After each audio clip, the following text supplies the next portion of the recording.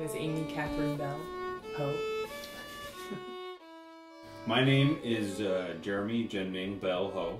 I used to be called Jeramy Jenming Ho, but after I got married, I decided, well, previous to getting married, I decided that adding Amy's last name as my second middle name and doing the same for her would be sort of nice, that we'd still have a little connection to their family name, and you know, and then we can pass that second middle name to our kids so that they have 4 names, and then they can deal with the problem then. It'll be it's kind of like passing the buck in terms of how to deal with the name. When they get married, you know, maybe they'll go 5, and then we'll start a great tradition of children who have 27 names.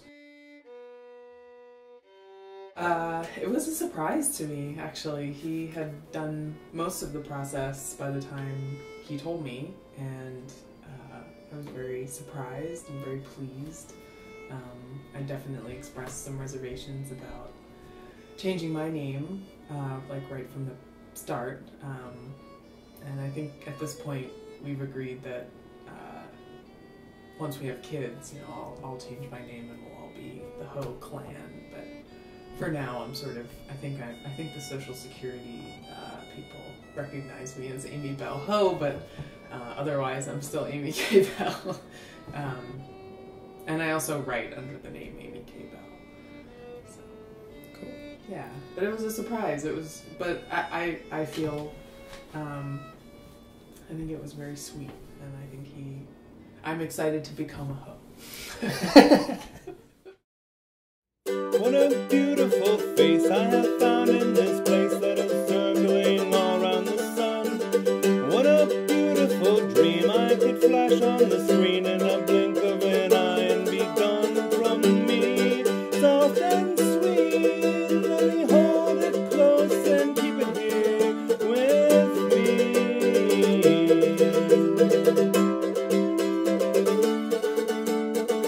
And one day we will die and our ashes will fly from the aeroplane over the sea.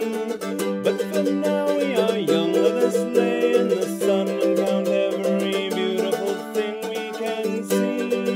Love to be in the arms of all I'm keeping here with me.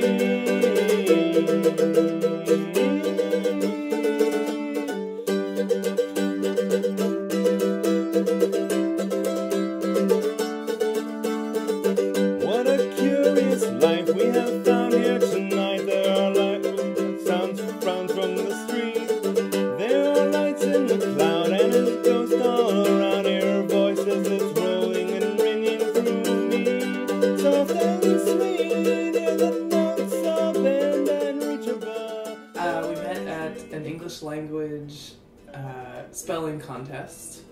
It was put on by a graphic design company who was promoting a restaurant that they've just done all of the work for. And there were probably 20 contestants, and I ended up winning. Jeramy, meanwhile, got out fairly early and spent the rest of the time sort of heckling and being the peanut gallery, and also providing American versions of pronunciation, because the guy who was leading the contest was British, so Jeramy was being very helpful throughout the contest, and he was making me laugh. Both Amy and I were considered good candidates for a spelling bee, I guess, because we're both, you know, college-educated nerds or something like that. But so we both attended, and I was actually I was sort of ready to go before the spelling bee started. There was crawfish and wine, and I was ready to go. But like I stuck around, and I did pretty poorly in the spelling bee. Amy happened to be she happened to win, but so she was in a dead heat at the end with somebody who with a British girl. But Amy ended up winning spelling rheumatism. And which, you know, so I got to watch her spell a bunch, and she got to watch me sort of be loud and say stuff from the audience.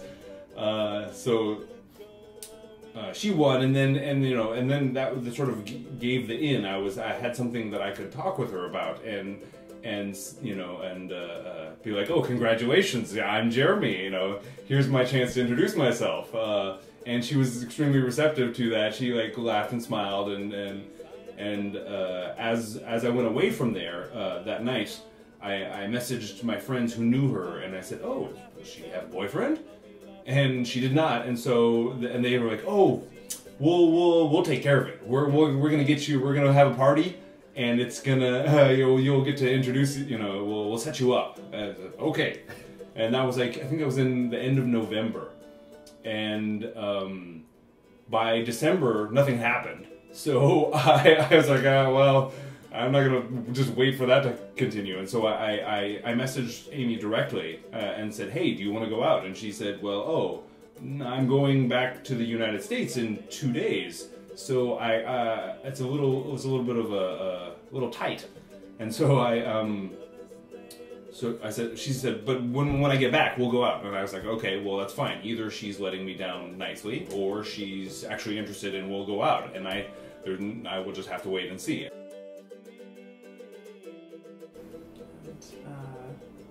I was going home for Christmas break, so I said, after I get back, and then I did contact him, and we did go out after that, and it was really fun.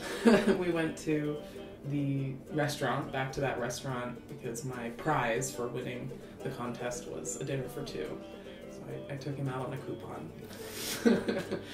She got back, and within a day, she had messaged me and said, hey, yes, let's go out. Do you want to use the coupon I won at the spelling bee for a free lobster dinner? I said, yes, I do. I do want to do that. And so we went on that, and we started, it was pretty immediate. We started dating, and didn't, there was no slow ramp up. It was like, we're together now. We are, yep, this seems logical to us. And sort of been that connected ever since.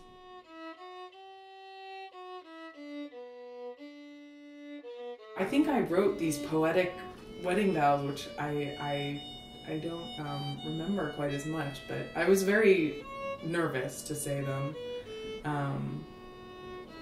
And I think that we both knew, I don't know, we I don't really remember the vows as much, but yeah, I remember him telling me how he felt that I fit into both worlds with his family, his Chinese side and his mother's side, and how he seemed to find a new kind of life with me where he felt himself, just 100% himself. So I do remember what he said to me, though I don't really remember what I said to him. I don't know, mine more focused on, it's like Dr. Manhattan, because you know how he can, like, he exists in all time sort of at once, and so when he looks at a person, he sees not only when they were little and when they're old and they're present at the same time.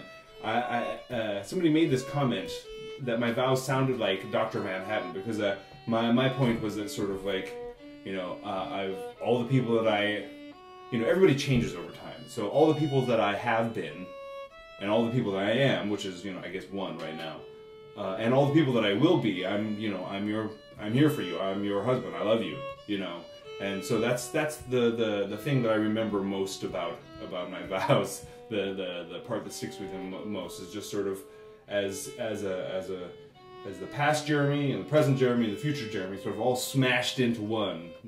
Here you go. This is what you get. I would tell him that I will always keep working for our relationship, and that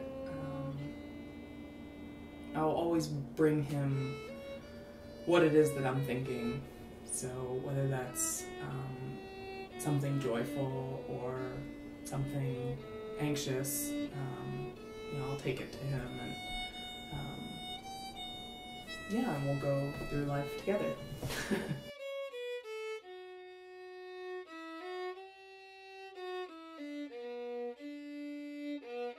you have an established routine such that you can rely on that while you go and explore new ways of doing things and new other patterns that you can then integrate or decide not to. But you have this other reliable way of being, and I think we've really established that.